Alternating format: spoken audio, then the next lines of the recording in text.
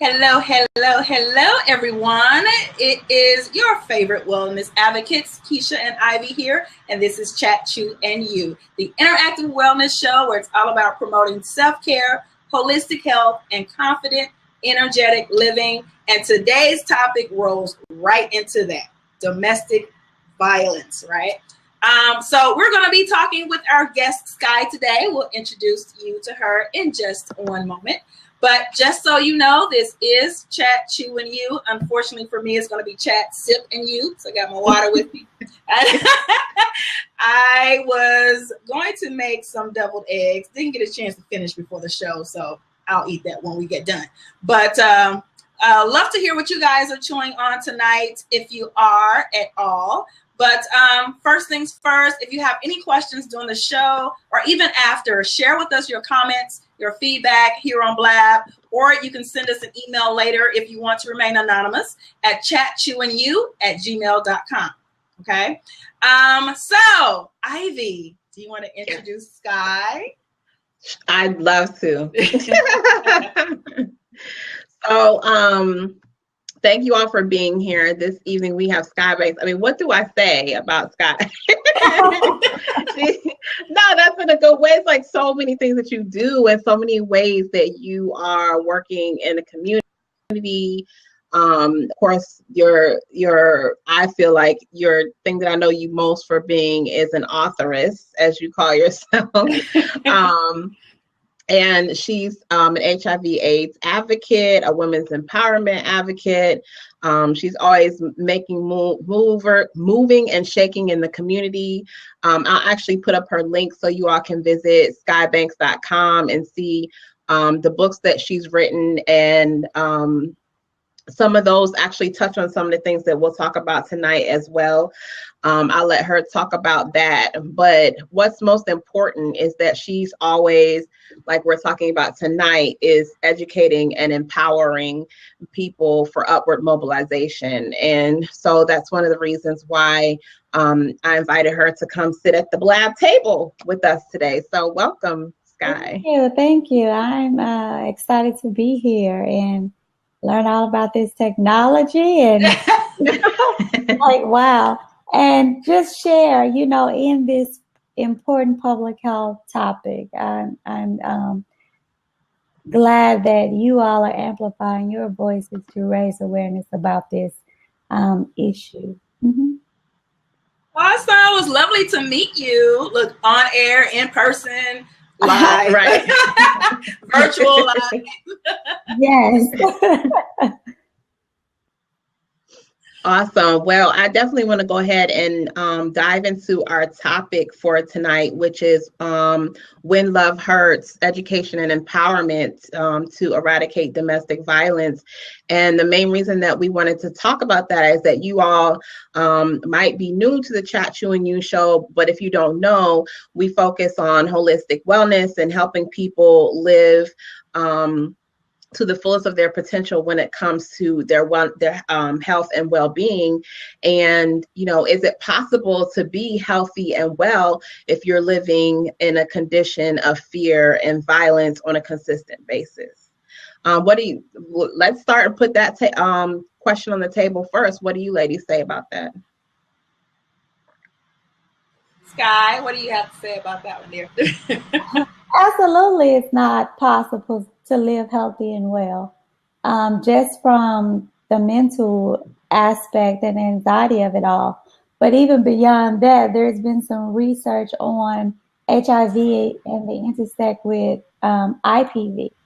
And so what we found is women that are in domestic violence relationships are at a higher risk for contracting HIV. So absolutely, you can't live healthy and well when you are subjected to physical, emotional, financial, abuse. Mm-hmm. That's an interesting correlation for the two. Right, and when we think about it, a woman that is in an intimate partner violent relationship, say the boyfriend or husband goes out to cheat, and then he comes home and wants to have sex with her, and she's not going to say no. She's not going to require him to wear a condom. Right. That kind of thing. Mm-hmm. Yeah, that makes absolute sense. What do you think, Keisha? Yeah, same here. I mean, we're talking about holistic health. That's every part of ourselves, our emotional, mental, especially when it comes to abuse, whether it's emotional abuse or physical abuse. Neither one of those is better than the other, or even worse than the other. And a lot of times the emotional abuse comes before the physical abuse, so we have to watch out for a lot of that. And how do we do that? And I'm hoping that with this show and with your comments, whoever is watching and who have feedback that can, provide in and chime in with the topic in terms of what that process is, what that looks like, so that other women or other people in general can actually see the flow of that and can understand if, how do you know if you're in a situation that could be disastrous later on down the line? How can you recognize different signs? And it's not just, if you ask me, it's not just in intimate relationships. I mean, there's physical abuse in all types of different relationships and emotional abuse. So, I think that opens us up. I know we're talking about, relationships when love hurts, but it's everywhere. And that statistic that you mentioned earlier, Ivy, with every 9 seconds someone is getting abused is staggering. Mm-hmm. I mean, seriously, since I've been talking, we have like 3 people. Wow. Right. Or more. Yeah. Mm-hmm. Yeah. One thing I did want to bring up is what is domestic violence, and how do you actually define it? And Sky, I want to open up the floor to you first to see what your definition is of domestic violence. When I, think about domestic violence and just know it for what it is personally, it's being in a relationship when they look at that on the home front. So it's a partnership, a relationship, and someone is doing the battering and the abusing. Right. In preparation for the show today, I shared the link earlier and I will share it again, but I actually went on and got a definition from dosomething.org, and they stated it, and because a lot of times you try to think, okay, what exactly qualifies as domestic violence? And when I saw this definition, I thought that it was like broad enough to include a lot of different ways that people can be abused, but narrow enough to where we understand that, okay, yeah, this is actual abuse. Mm-hmm. So they have it as domestic dating violence is a pattern of controlling behaviors that one partner uses to get power over another, including physical violence or threat of physical violence to get control, emotional or mental abuse, and sexual abuse. And I thought it was interesting that they included physical violence or threat of physical violence. Mm-hmm. Like the old raising of the hand, but never do Right. anything, at least initially. Yep. Right. Threat. Or even saying, if this happens, I'm going to do this. Mm-hmm. Right. I think that mirrors the phrase, if the conditional phrases of "if you love me, you would," and also the opposite: "if you love me, you wouldn't." Mm-hmm. Same thing here in terms of what that means in terms of conditional statements. Right. And so many times when people are in a partnership, they may make excuses, or they may excuse behavior because they'll say, well, he or she never touched me. They never put their hands on me before. So then they don't think of it as domestic violence. And some of it is because they're excusing the behavior. And some of it is because they just don't know. Because most people think, if someone is not beating you up or throwing you down or things like that, then it's not a form of violence. They always think of violence as actually putting hands on someone. But I like how they included that it can be mental, emotional, or even the threat of violence. Absolutely. And this is what we talk to our teens about, teen dating violence, because they're not hitting, but of course it's checking the phone, who you're talking to, controlling the friends that they have, the places that they go, checking in every 5-10 minutes. And a young girl will think, oh, he's really into me because he's checking on me and he's talking to me. And it's really, I want to know what you're doing, where you are at all times.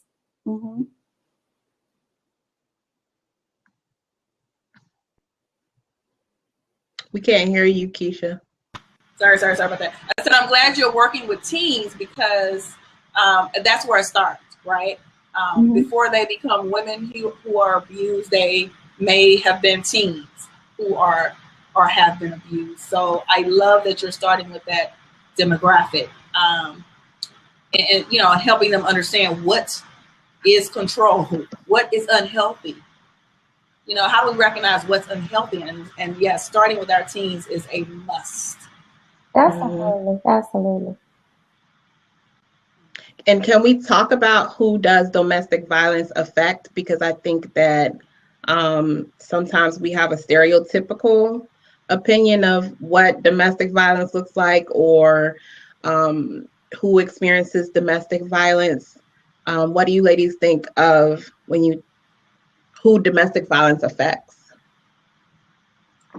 Can I just say one word? Everybody. Yeah. It does. Yeah, it affects everybody. Not just the parties involved, but what about any children that may be in place?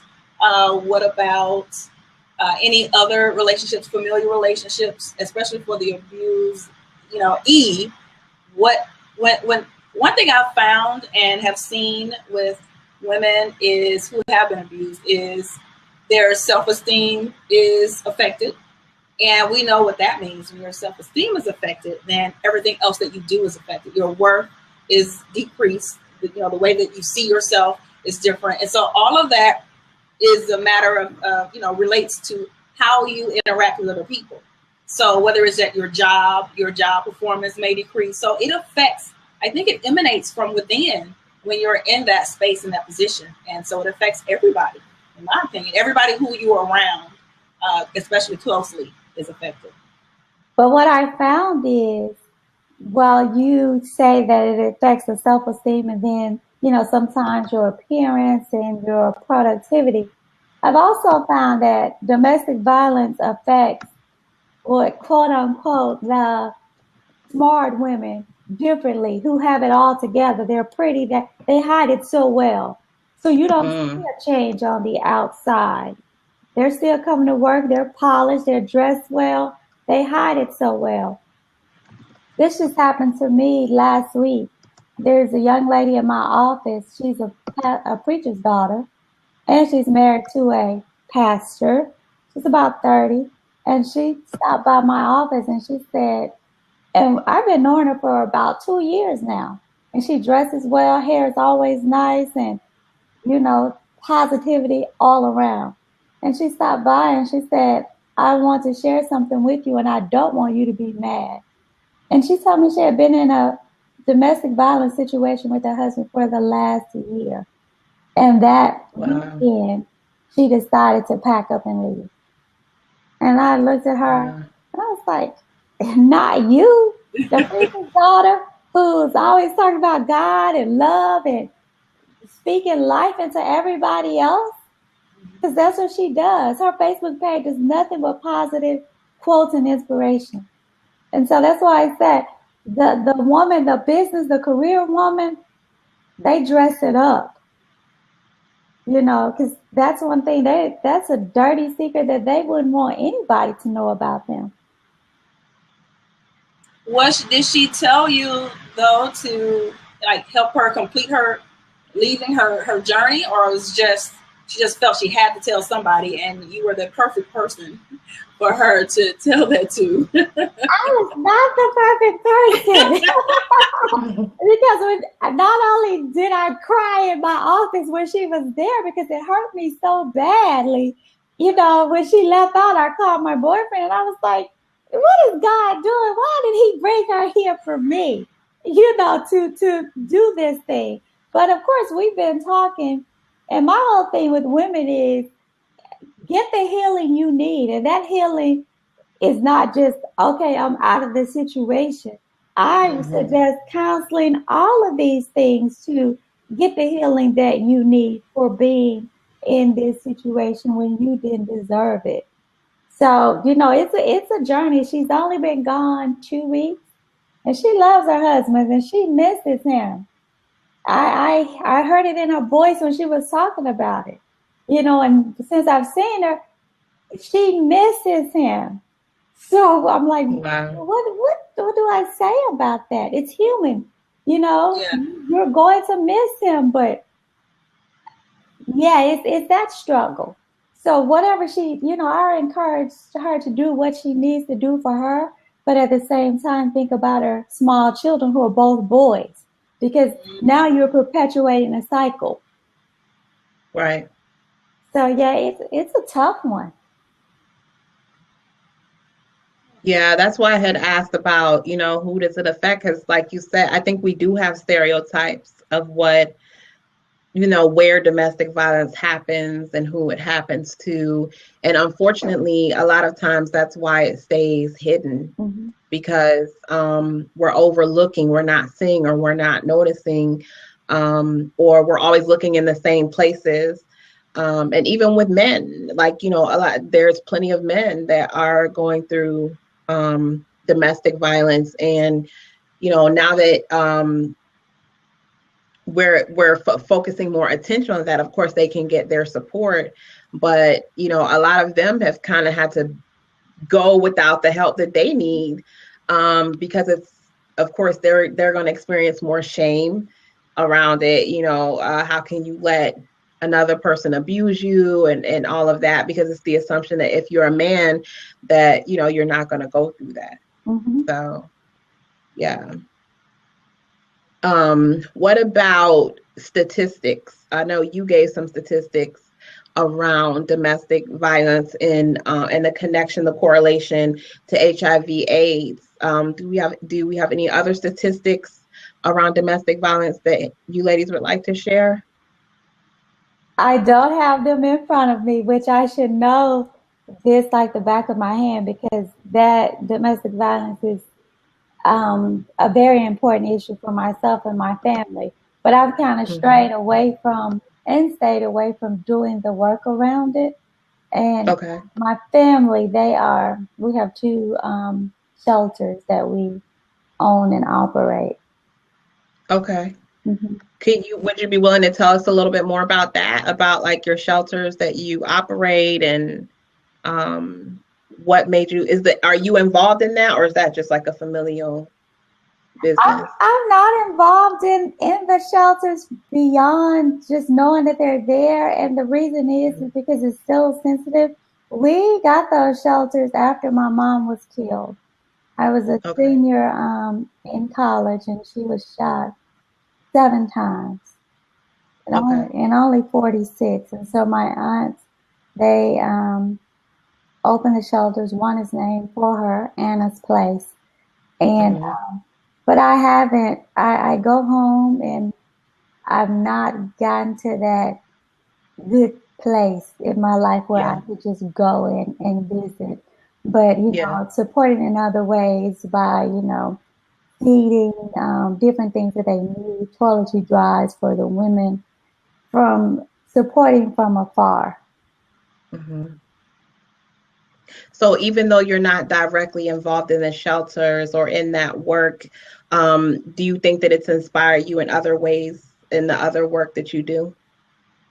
It does, and I'm pushing, kind of finding a voice and doing some of this thing, because not only was my mom a victim, where she succumbed to domestic violence, I've experienced it, but I'm now getting to a place where I'm doing more advocacy work around it for, again, my continued healing and wellness. Yeah.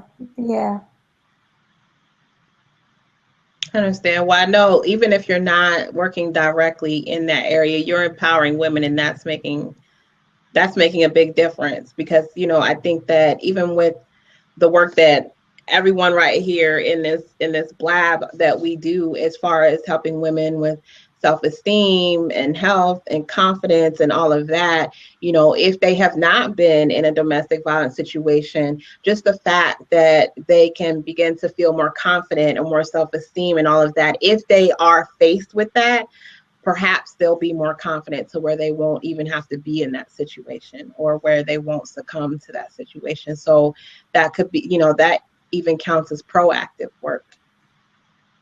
I agree.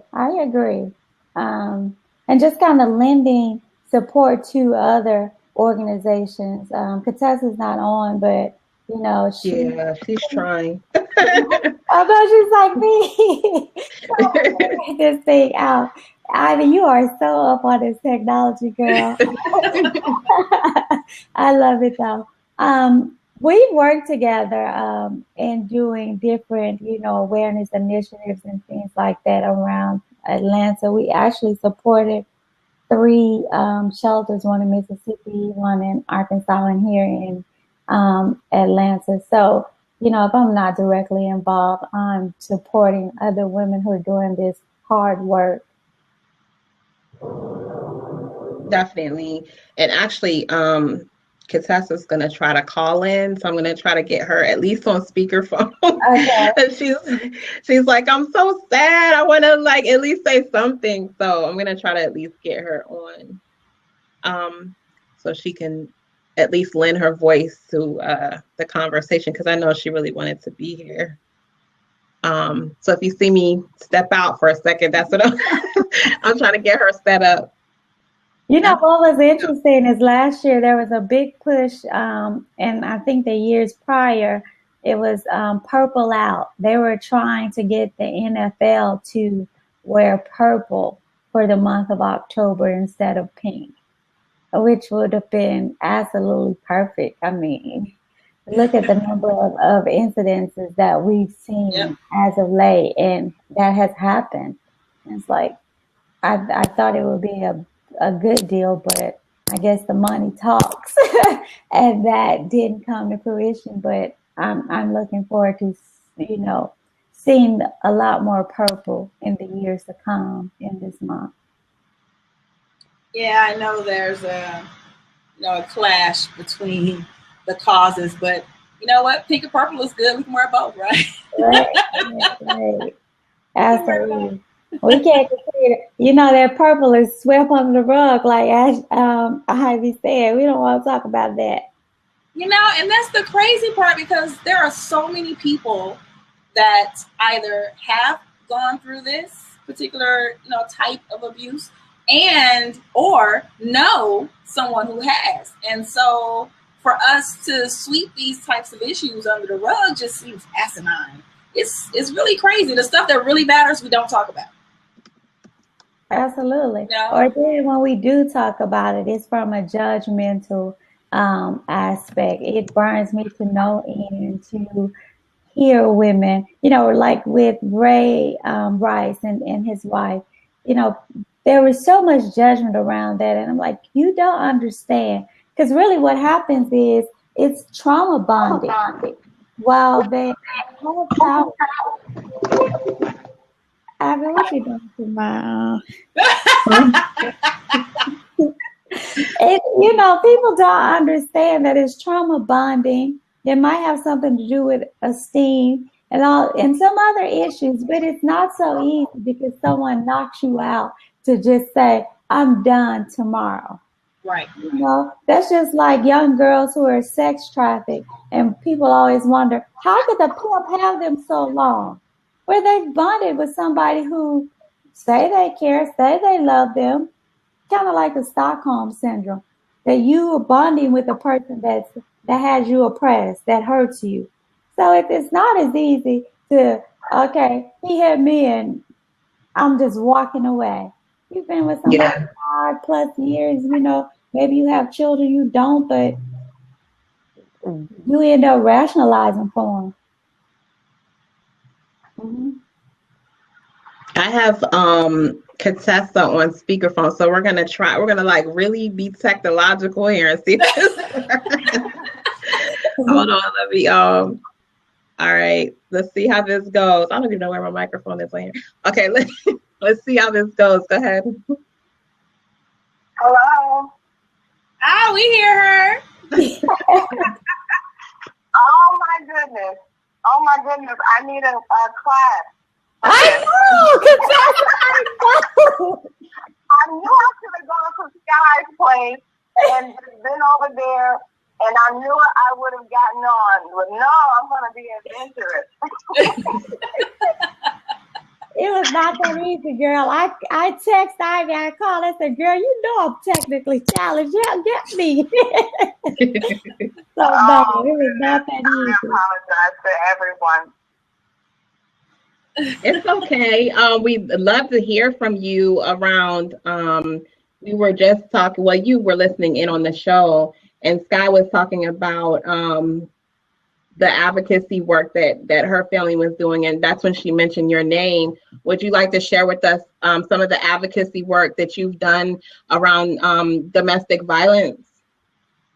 Well, I started working, actually, when I was in high school. I worked at the local shelter back home. I'm originally from Mississippi. We have a better women and children's shelter there. And so in high school, I started working, volunteering, and when I went off to college, one of the organizations that I was affiliated with, we participated in raising funds for the shelter as well. And later, I knew it was something I always wanted to do because my experience is different in that I wasn't in a relationship where I was being abused. However, I saw it as a child.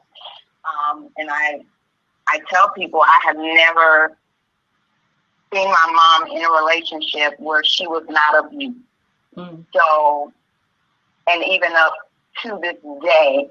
And so I knew I wanted to do some work there and empower women and just try to do what I could to help others. It's not easy, like Sky said, to get out of these types of relationships. It does take empowerment. It does take a change of the mindset and will of those that are involved, and depending upon many reasons why people stay. So you have to combat what that reason is. It's really not easy. So I started off doing what was a Sunday dinner for women back home.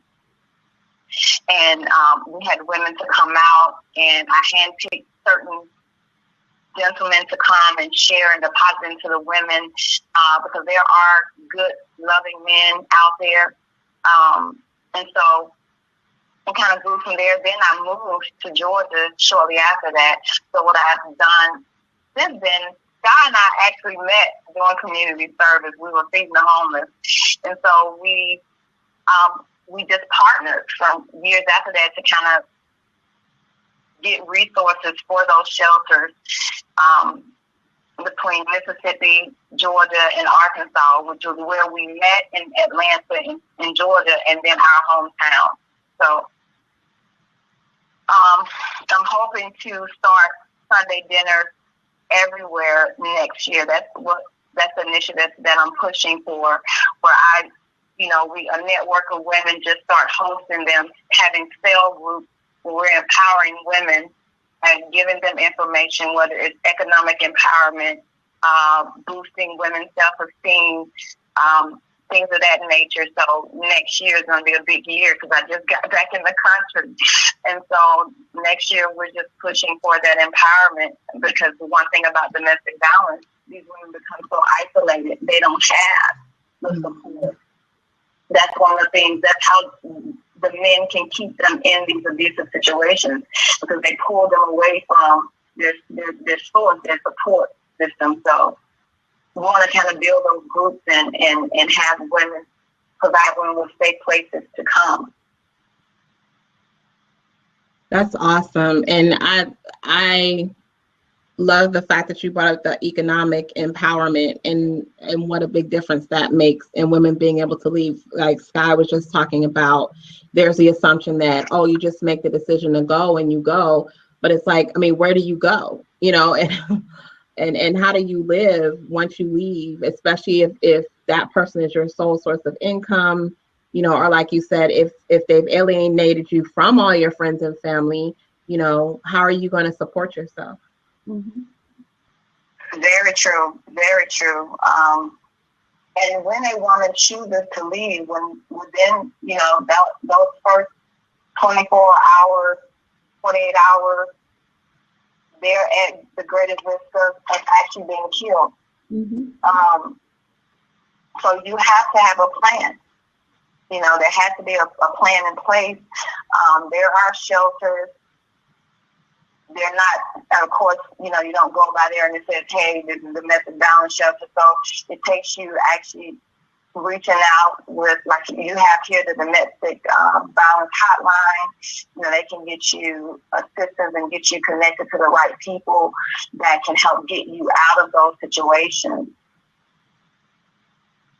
Yeah. How do we help people to know that they're in a domestic violent relationship? And this is, you know, for anybody in the conversation, because I think that sometimes people either may not know or they may make excuses. Like, what are the signs? It's a good question. I think people know. You know, I really do think they know. It's those deficits that cause them to remain. Mm. I don't feel good about myself, or maybe I did feel good about myself, but I've been broken to the point where, you know, I don't believe I'm not the person that I was when I entered this relationship. And I don't believe that I can do any better than, you know, so much time has passed. I'm so ashamed. I don't want people to know that my marriage is not working and that my husband is abusive and he has status and what will this mean for him, you know? Mm. And as women, we are taught to love our men and stay with our men and protect our men. And I know that this abuse just doesn't happen against women. There are men who are abused. But as women, we are, you know, are kind of like the keepers of things. We hold things together. So how can I tell people that I'm falling apart and I can't keep my home together? Mm. Right. So what is a strength sometimes is used against us as a weakness. Mm. So people know that they're in abusive relationships. The thing is, I don't want anybody else to know. Mm. Absolutely. And I think the only group of people that would not know, as we spoke about earlier, are the teens, because they're still learning themselves and knowing about themselves, and they're just happy to have a boyfriend. So again, they're not, you know, saying that because he's calling me every 10 minutes that's control, that's abuse. So those babies that are still coming of age, now I'll give them a pass to say, you know, beyond someone striking them. Of course, they know that's abuse if someone hits them. But the other kind of emotional abuse that happens, I don't think that they can clearly see that, because we don't even talk about teen dating violence with them. Yeah. Especially inside the schools. I think they're doing a little more of it now, but you know, the work I've been doing is like with my church and youth groups that are outside of school. So I'll say, okay, we need some work. But an adult woman, someone yelling, screaming, you know, punching holes in the wall, kicking things, throwing things, checking your phone, in your phone, telling you how to dress.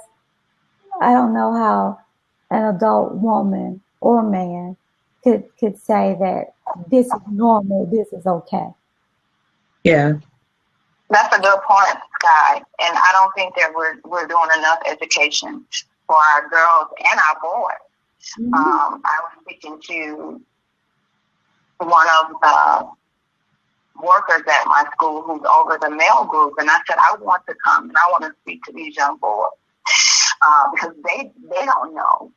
They don't know how. We're not teaching them how to interact with one another appropriately, and they're being bombarded by all these things that they see on TV, and they think that that's what we need to do. So we have to educate them about appropriate interactions with each other.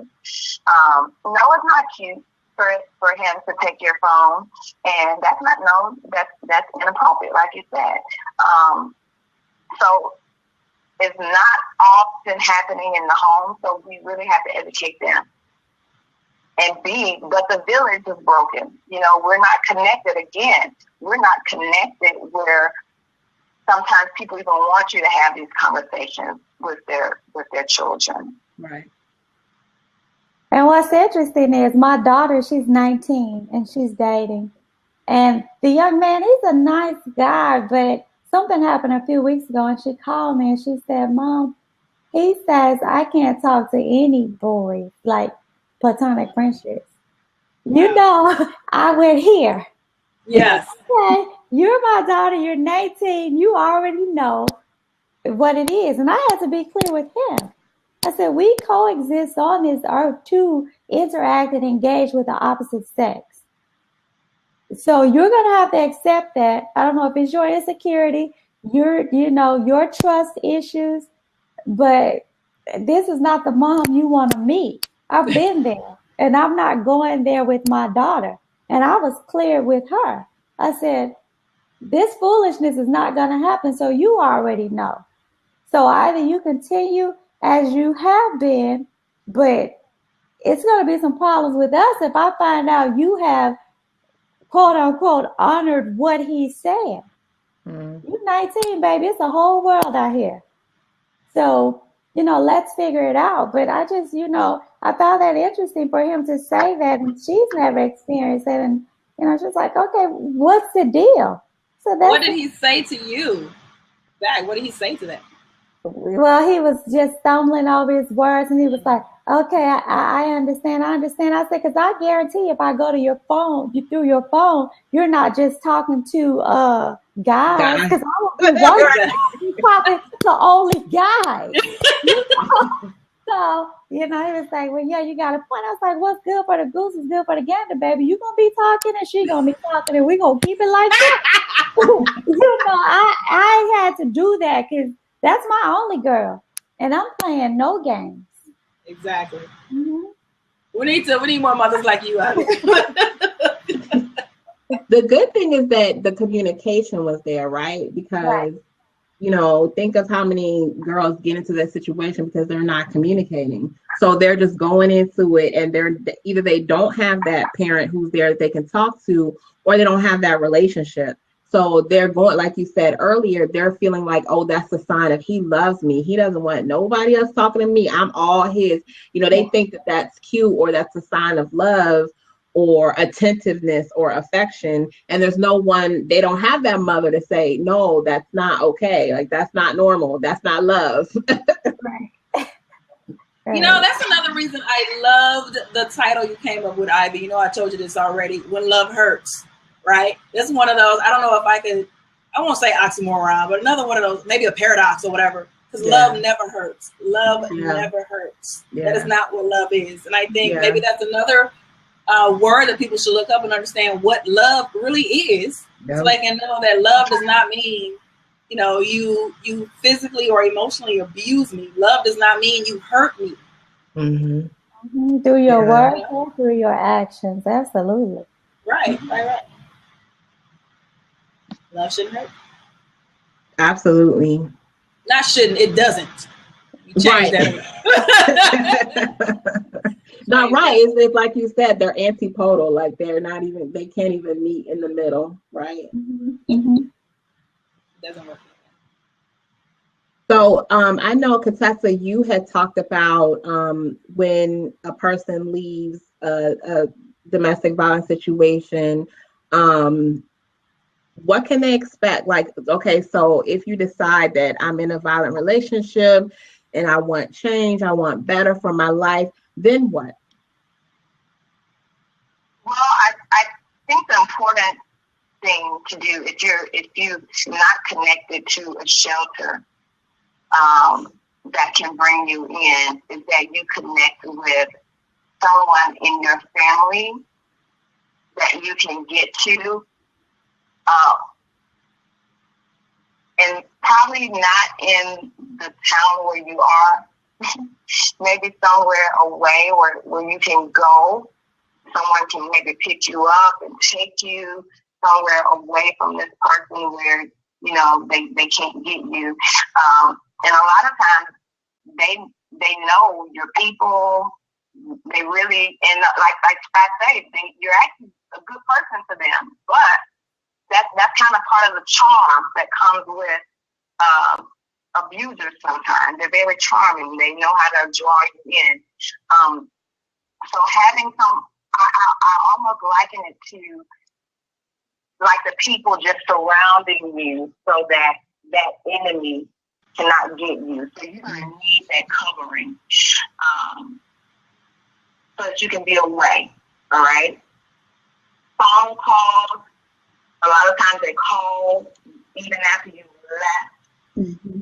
You need to throw that phone off. One of the things that they do with one of the initiatives is getting cell phones, a new cell phone to the women that are choosing to leave so that they can be connected with their people, but not with the abuser.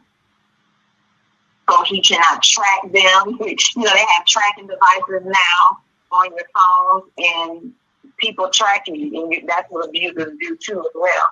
So, and going to that place and staying with that place, if you have a support system and you can get back on your feet, the chances of you not going back are greater.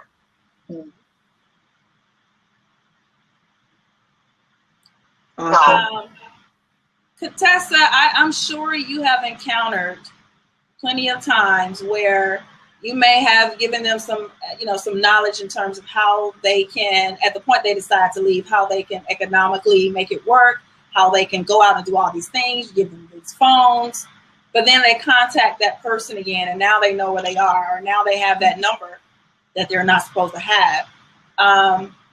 What do you do at that point in terms of your assistance with them? Or can you even do anything? The thing, I'll give you an example. The thing about being in a shelter, you cannot contact your abuser from that shelter because you put everybody in that shelter at risk. Mm-hmm.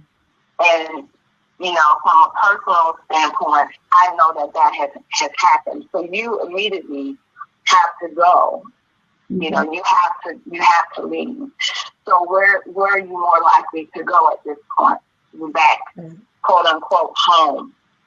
I've seen it happen. And so it's going to take work to get back on your feet.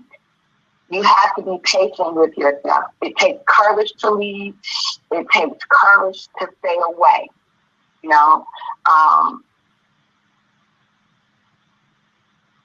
It's difficult. I will tell you, as much as I try to help people and realize that my mother continues to go back, it's difficult. You know what I'm saying? I understand partly the difficulty with Sky. You want to do more, but you're like, I want to save somebody, and then you look at your situation in your own family, and you're like, I can't save them, but maybe somebody else will, be saved, or maybe the light will come on with my mom, which, eventually, we can get her positioned where she believes that I can make it without this situation. And it depends on what's coupled with that, whether there's addiction, whether there's, you know, whether there's HIV, AIDS involved, you know, who else is going to want me. So it's so many factors, guys, that it's really individual. I will And say, I'm sorry, go ahead. what I found interesting is that when we talk about what's the plan when we leave, we're not thinking about, women aren't thinking about a plan. Okay, like that movie Enough with J-Lo, you know, she did all this and she had her cash stacked and all, you know, and I'm going to get the key and hide it here and do all this. It is so not like that. And when you talk about having your family around you, really, when we're talking about domestic violence situations, your family can be the worst. Yeah. And the reason I say that is because you're in this relationship, Bob knocks you out, they come and they want to fight Bob and beat up Bob, and then you go back to them, and that cycle continues, and they get tired. I come from a small town, and I see police officers say, I'm tired of coming to this house. Right. This is my job. But they're so tired that they come, they make whoever leave, and then next week they're back together and it's over. And the police is like, oh, okay, it's just them fighting. But the time that they don't come is the time that someone's dead. Mm. So it's so important for families to be patient with the victim as well. To say, okay, and just to share a little bit about me, my family was over it. You know, that's just like, I don't get it. What is it? What's going on? You know? But my auntie told me, only you will know when enough is enough. She said, we can do everything. We can hoop and holler and fight and come and get you and do this. And she said, only you will know when enough is enough. And sure enough, it took me 10 years. But when that hit, light bulb, this is it. I'm done. I never looked back. But that was my own awakening. Nothing that anybody else could do for me. And I had a job, full-time, degrees, my own car, I had everything. But that, not the willpower to leave and not to subject my children to that anymore and that kind of thing. So I had to come to my enough place.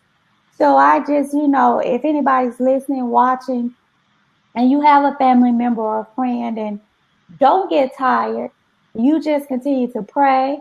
You know, you come up with a plan for them. They don't have a plan, but maybe you can come up with a plan that you can share with them and find resources for them. And when they're ready, you be there. Not just, I'm tired of hearing about it. All you're going to do is go back. Because that breaks their self-esteem and breaks them even more. Because they're like, I don't have anybody else. So we have to look at it from all those angles. Because sometimes you're just not strong enough to think past today and worrying about if you're going to live past today. So that escape plan, that outlet is, that's not even there. So Sky, where were you about 10 years ago to tell me that? Because I was that one who was like, you know, I'm tired. You know, this is too much. I can't deal, you know, with all of this back and forth and you calling and crying. And I'm like, okay, well, tomorrow she'll be back with him. Do I sit here and listen? You know, and I got tired of that. And so I removed myself from that situation, which, you know, I was young. I didn't know because I felt like I felt clueless. I'm not clueless. I felt, what's the word? Powerless. I felt powerless. I couldn't help her. I didn't know what to do. You know, there's nothing, I'm not going to go and fight a dude. That is not what I'm getting ready to do. And I didn't want to take that fight because it wasn't mine. You know what I mean? So, you know, I don't know. I don't know. Even so, as of today, if that happened to one of my friends, yes, I have more patience now, you know, but how far does that patience go? I can't answer that question right now either. You know, I don't know. What do other people think about that? I have no idea what I would do in the long run. Because you'd rather see them through than see them dead. That's yes. It's tough, and you think about it. It's a life or death situation. It really So is. it's not your battle. And then you're thinking, oh, she's so stupid. What's the problem? You know, it's plenty of men out here. I've heard it all. You know, I wish Ian would. Okay, if they did, then what? You know, the people who are saying that, I wish, okay, I'm like, okay, when it happens, then what? You don't know until it happens. So Yeah. caution and pause because I was 6th and 7th grade talking about I wish somebody would. Come 8th grade, I had my first busted lip. You know, so I caution people, don't say what until you're there. And there it was at 8th grade, I was 13, 14. That was my first time being hit by somebody. All the way and then until I was 24, I suppose. Yeah. Yeah, it's tough. This is some tough stuff. Katessa, you were saying something?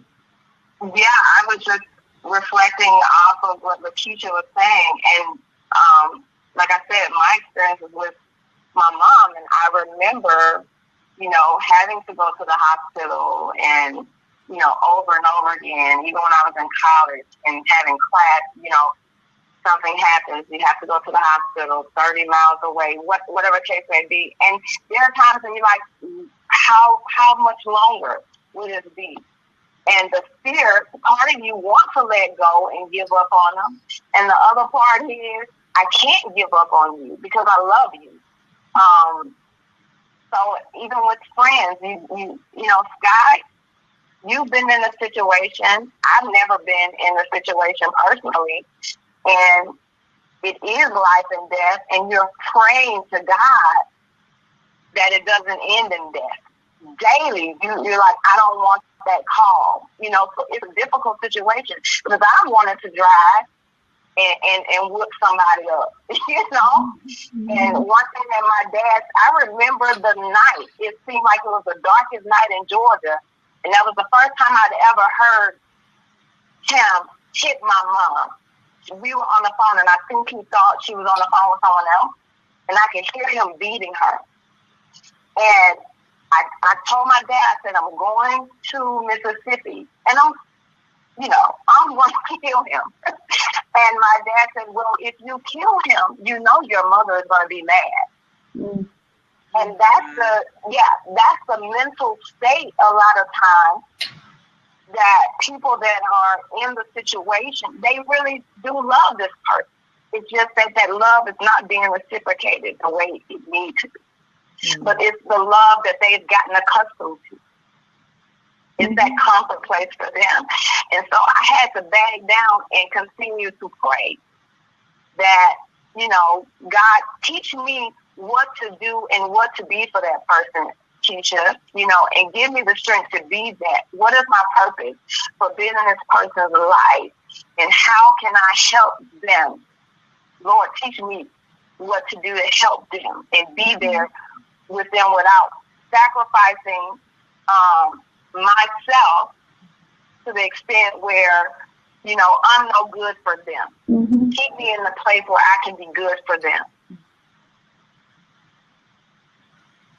And isn't that an opportunity where, you know, when it becomes too heavy for you, who's the person, you know, that's supporting the victim, to reach out and get external support, like, you know, from the counselor, from the support systems that are out there? Isn't that the opportunity to do that too, so that you're not carrying it on your own? Or does that just complicate the situation even the more? When you say external support, what do you mean? Like counselors, like I know I know at least here, there's counseling centers that are specifically for people who are experiencing abuse and their family members who are supporting them, places like that. Yes. I have people that deal with this that I communicate with for the time when she finally says, I'm out. I don't want this anymore. Mm-hmm. And like Scott says, I can't I mean, if I could do it, it would be done. So I have people that's supporting. My family is supporting. It's just, it's a decision that she has to make. And I, like Scott said, maybe she won't ever make it, but staying connected so she knows that there are people that love her on the other side of this situation. And even for me, I think, sometimes I need this outlet. I go to counseling still to this day because sometimes life can be so overwhelming. You are wearing everybody else's problems on your shoulder. Because like outside of domestic violence, HIV advocacy, when I get a call to say, okay, Sky, can you come here? Because we have a 15-year-old girl that's been recently diagnosed with HIV. So you're wearing all these things on your shoulders. You're worried about your friends, your loved ones, whoever is in this situation. So sometimes I think, having a counselor or somebody you can go to be an outlet and not necessarily disclose this person's business, but just to say, okay, this is going on. I just need to woosah. Right. It's good because otherwise you become consumed with that worrying about that person.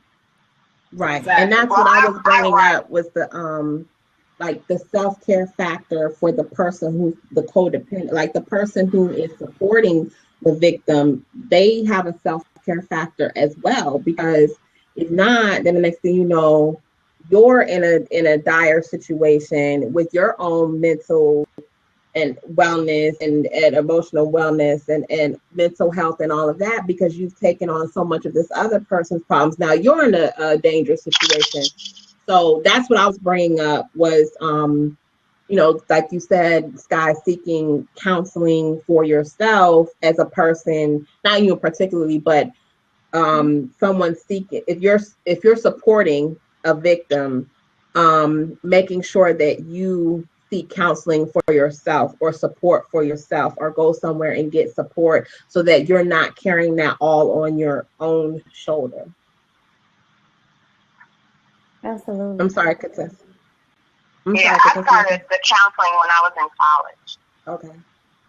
When no one really knew the extent of what I was doing with my family. Okay. And that's when I picked back up writing. Okay. So that has helped me. I can say what I'm feeling without judgment. I can write it out, and I do have great friends that listen. But like Scott said, nobody wants to keep hearing the same thing over and over again. There are people who get paid to do it. Exactly. So find you someone that you can go to, and women. It's just the nature of women. We carry so much. It's like we feel like Sky has her little pink cape, and we deal with the superwoman syndrome, and it's a lot. But we must, whatever it is to you, do something for yourself, not take on everybody else and forget about you. And we so often do that. So, I can sit up under a tree and just be still, and that is peaceful to me. So whatever your thing is that helps you to release all of everybody else's stuff, you may need to go away for a few days. But whatever your thing is, you must do that. And sometimes I can't talk for extended periods of time. To certain people. So sometimes even my mom was not in the headspace. Then I have to come back and make sure she knows that I love her, But I can't allow you to constantly dump. Let's do something, So self-care, women. Yes, I was gonna say, it sounds like our resounding theme here is like, no matter what. Everybody loves self. Help me get. Yes. Thank you. Anybody loves self. That self-care, it's like it comes right back around to everything that we all stand for. Even everyone on this blab We all stand for self-care in a different sort of medium, in a different sort of way. I know, Keisha, you help women with energy management, my favorite phrase, prioritizing, managing their energy and making sure they can balance career and self and all the different things that are pulling on them. And as you mentioned, Sky, you work with women in HIV advocacy and empowerment and teens, and Katz, you're doing your work as well. And, we're all working in, basically, it comes down to the self-care. And I think that if we can help men and women learn the importance of self-love and self-care, then that can make all the difference when it comes to prevention and when it comes to helping them to lead as well. Absolutely. So we're gonna wrap up, but I definitely want to open up the floor for final comments from our guests. If there's anything you want to say before we get ready to go, and we had a few people drop in, so if anybody has any questions for our guests before we close out, Sky, anything you want to share? I just want to thank you all for, again, raising awareness and using your platform to shed light on, what we know and what other people seem to ignore. And, if there's someone listening who's in the situation, know that it's not you. There's nothing to be ashamed of. It's not you. And when you're ready to go, there's going to be someone there waiting with open arms to, help you get your life back on track. Mm-hmm. What about you, Katz? I also would like to thank you and Lakesha for inviting me on tonight. I would be more ready with the technology. Yeah. So that means we have to have you back. I'm so glad that you right. took the time to speak on tonight. And as Sky has mentioned, there are people that do love you if you're dealing with this, and there are people that are readily available to assist and help you. And so, reach out if you know that you're ready, and don't be afraid to take it. I say it takes courage to stay in situations like this. It really does. So you are strong, you are courageous, and you can make it. You really can.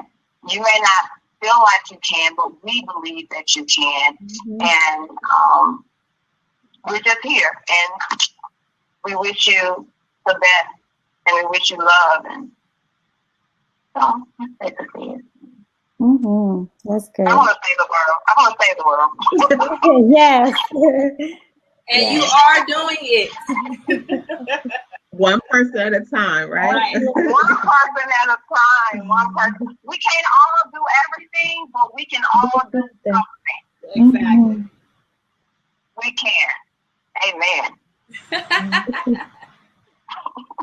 I want to thank our guests, Katz, who you've heard on the phone, and Sky, whose lovely face is in yellow down there.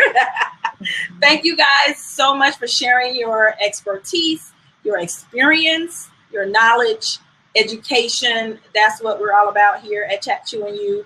And definitely in terms of the subject that we're talking about tonight, keeping it and making people aware of their options, right?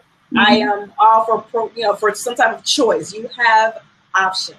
Mm-hmm. Just reach out to the right people, and you can get help. Absolutely. Well, I definitely want to make sure that also our guests, if you have any projects or anything coming up that you'd like to share before we close out. Well, I am with the Red Plum Project, so we are beating the pavement to raise awareness about HIV among women and girls. So just kind of follow the Red Pump Project and me at Sky Banks and Sky Banks everywhere. The website, the Twitter, Facebook, Instagram. It's just Sky Banks. And I would love for, other women to get involved whatever way they can. If it's just sharing about it, tweeting, that kind of thing. But that's where I am in this whole world of, paying my rent for being here. Mm-hmm. Katz, did you want to share anything? Yes. If anyone is on the show or listening in or on, you can reach out to me. I am Katz Moody on Facebook, LDH Empowerment on Facebook as well, where you can go on and join my movement. I'm a baby in it, but we're growing. And if you're interested in hosting a Sunday dinner for women, you can reach out to me, and I will supply you with the resources that you need in order to form your group. Awesome. Yeah. So, Katz, you'll have to come back too, so we can see your face, dear. Yeah. Yeah, I got all dolled up for you all. That's okay. We'll make this another round. We'll have you back. Just want to let everybody know about our next show, November 4th. Same time, same place, 8 p.m. Central, 9 p.m. Eastern. Our next subject is simple and savory, making it fun and easy to pick at home. So we have some good stuff next time that you come and join us. And if you have any questions again afterwards, let us know at chatchewandyu@gmail.com or visit chatchewandyu.com. And I think that's a wrap for the night, ladies. Awesome. Good night, ladies. Oh, absolutely. You can't live healthy and well when you are subjected to physical, emotional, financial, abuse. Mm-hmm. That's an interesting correlation for the two. Right. And when we think about it, a woman that is in an intimate partner violent relationship, say the boyfriend or husband goes out to cheat, and then he comes home and wants to have sex with her, and she's not going to say no. She's not going to require him to wear a condom. Right. That kind of thing. Mm-hmm. Yeah, that makes absolute sense. What do you think, Keisha? Yeah, same here. I mean, we're talking about holistic health. That's every part of ourselves, our emotional, mental, especially when it comes to abuse, whether it's emotional abuse or physical abuse. Neither one of those is better than the other, or even worse than the other. And a lot of times the emotional abuse comes before the physical abuse, so we have to watch out for a lot of that. And how do we do that? And I'm hoping that with this show and with your comments, whoever is watching and who have feedback that can, provide in and chime in with the topic in terms of what that process is, what that looks like, so that other women or other people in general, live, right. virtual live. Yes. Awesome. Well, I definitely want to go ahead and dive into our topic for tonight, which is When Love Hurts, Education and Empowerment to Eradicate Domestic Violence. And the main reason that we wanted to talk about that is that you all might be new to the Chat Chew and You show, but if you don't know, we focus on holistic wellness and helping people live to the fullest of their potential when it comes to their health and well-being. And, is it possible to be healthy and well if you're living in a condition of fear and violence on a consistent basis? Let's start and put that question on the table first. What do you ladies say about that? Sky, what do you have to say about that one, dear? Absolutely, it's not possible to live healthy and well. Just from the mental aspect and anxiety of it all. But even beyond that, there's been some research on HIV and the intersect with IPV. And so what we found is women that are in domestic violence relationships are at a higher risk for contracting HIV. So can actually see the flow of that and can understand if, how do you know if you're in a situation that could be disastrous later on down the line? How can you recognize different signs? And it's not just, if you ask me, it's not just in intimate relationships. I mean, there's physical abuse in all types of different relationships and emotional abuse. So, I think that opens us up. I know we're talking about, relationships when love hurts, but it's everywhere. And that statistic that you mentioned earlier, Ivy, with every 9 seconds someone is getting abused is staggering. Mm-hmm. I mean, seriously, since I've been talking, we have like 3 people. Wow. Right. Or more. Yeah. Mm-hmm. Yeah. One thing I did want to bring up is what is domestic violence, and how do you actually define it? And Sky, I want to open up the floor to you first to see what your definition is of domestic violence. When I, think about domestic violence and just know it for what it is personally, it's being in a relationship when they look at that on the home front. So it's a partnership, a relationship, and someone is doing the battering and the abusing. Hello, everyone. It is your favorite wellness advocates, Keisha and Ivy here, and this is Chat, Chew, and You, the interactive wellness show where it's all about promoting self-care, holistic health, and confident, energetic living. And today's topic rolls right into that, domestic violence, right? So we're going to be talking with our guest, Sky, today. We'll introduce you to her in just one moment. But just so you know, this is Chat, Chew, and You. Unfortunately for me, it's going to be Chat, Sip, and You. So I got my water with me.